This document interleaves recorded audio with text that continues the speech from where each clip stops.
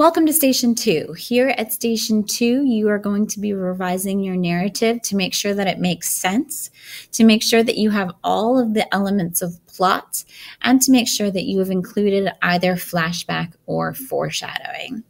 All right, in order for you to do this best, you really need to go through your narrative and label every single one of your pieces. So if you are at the beginning of your story, let's say this is at the very beginning of my story, right? The sample text here. I remembered a time when I was 3. That time was so meaningful to me.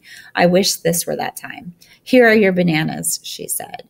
So if this is the very beginning of your story, you actually want to go in and label it exposition, all right? And you just want to include that in there. And you want to do that for all of the pieces of your narrative. So you need exposition, inciting incident, rising action, climax, falling action, and resolution. You should be able to label all of those pieces in your story. The other thing you want to do while you are working at this station and revising your story is make sure that your story includes flashback or foreshadowing. So chances are good that if you have something like this, I remembered a time when I was 3. That time was so meaningful to me. I wished this were that time. And then it moves on. I would have flagged this spot, and this highlight right here would have been my comment saying, oh, I would have put this little asterisk there.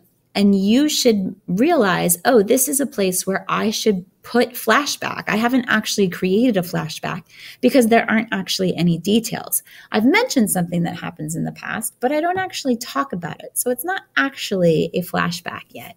So that would be a nice moment for you to add some flashback.